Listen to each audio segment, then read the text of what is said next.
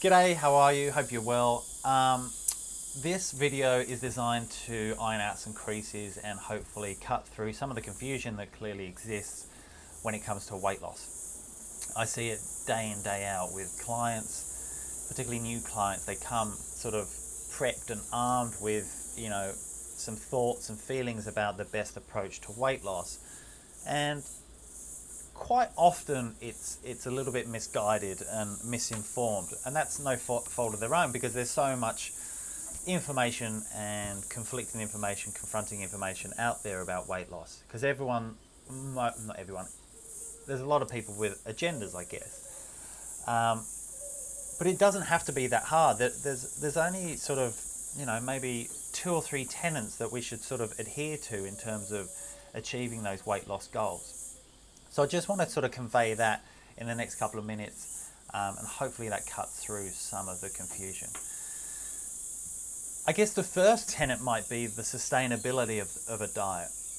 Now, the diet that you can do sustainably, i.e. consistently, and I'm not talking about for the next 7 days, I'm talking about for the next 10, 30, 40, 50 years, wherever you are on your chronological journey on this earth. But that's your master plan, and that's going to look very different to your brother, your sister, your mum, your dad, your colleague, because it takes in all your likes, your preferences, your dislikes, your proclivities to certain types of foods, your natural leanings towards certain flavors, and so that, and your behavior with food, so that's going to be unique to you. So there's no sense in mimicking the pin-up girl or boy when it comes to health and well-being. It'll last for about a week. If you try and mimic someone else's diet and their lifestyle, it will have a short lifespan.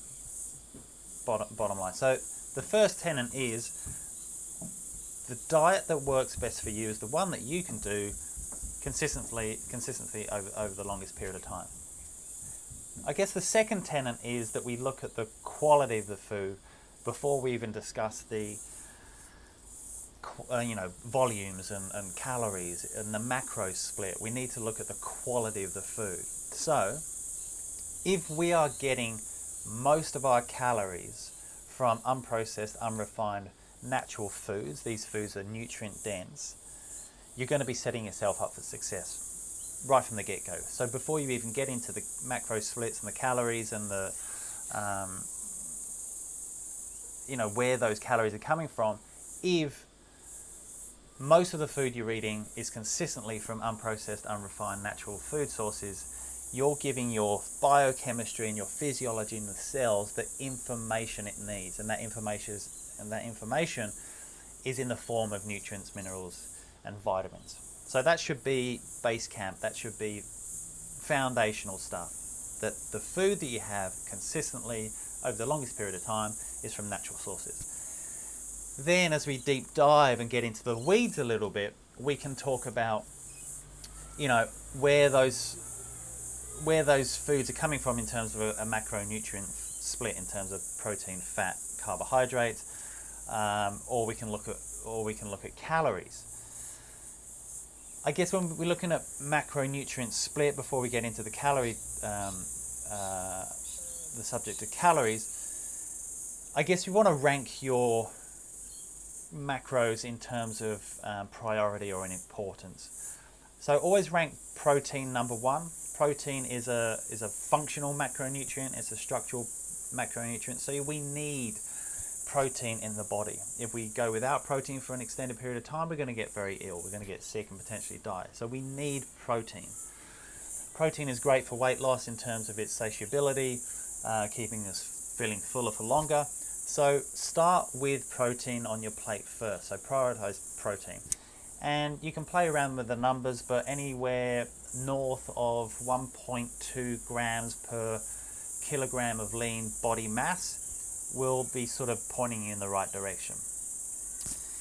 Then prioritize fat as a secondary macronutrient, and anywhere north of 30% of your calories coming from fat. Again, just like protein, fat is a structural functional macronutrient. So you have to have it from your diet. If you don't, you're going to get sick, you're going to potentially die. So protein, fat, and then last of all, what makes up the deficit or the remaining calories is your carbohydrate. So I guess that segues well into the type of diet that you're going for. Are we going for a ketogenic diet, in which case the calories from carbohydrates is particularly low, maybe about 10 or 15% of your daily intake? Are we going to go very low carb, moderate carb, high carb? I guess whatever works for you, but from the research, a low carb approach, particularly those that are coming from a high carb approach or a Western diet, has some big gains when we're talking about weight loss, particularly in the first 12 months. So if you're looking to shift some kilos, you're looking to sort of deep dive into weight loss and health, then maybe sort of cut down on your carbs, maybe increase your protein, have a look at how much fat you're bringing in, and that should get you on the right path. But again, it comes down to the quality first. So there's no sense in my mind pursuing a ketogenic diet if, yes, you're getting into ketosis, but the sources of those foods are pretty trash. I think we need to prioritize health first, and as a proxy for health, weight loss will happen. All that being said, you do need to be in a calorie deficit. Otherwise, it's not really going to happen, but you can choose the foods that facilitate that. You can choose the foods that make it easier to be in a calorie deficit. And those foods are protein sources and fat sources. If you're having carbohydrates and if you're having, high carbohydrate, high refined food, lots of sugar in your diet, it's telling your body a certain message, and that message is typically to store fat. So you're sort of driving head on into the desired health outcome that you want, which is weight loss. So those tenets are the sustainability of the diet. It's going to work for you over the longest period of time, and it's going to be different from anyone else's. Don't mimic a health guru's diet. Number 2, quality first over quantity. Make sure those nutrients are coming from nutrient replete foods, unprocessed, unrefined, natural sources.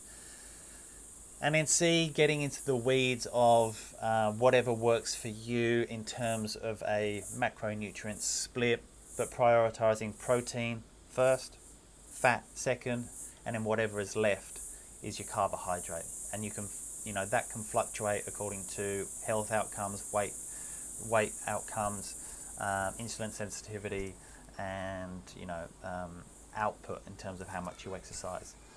So it's not that tricky. I hope that's cut through some of the noise. If not, please email me at scott@scottgoodingproject.com. Thanks.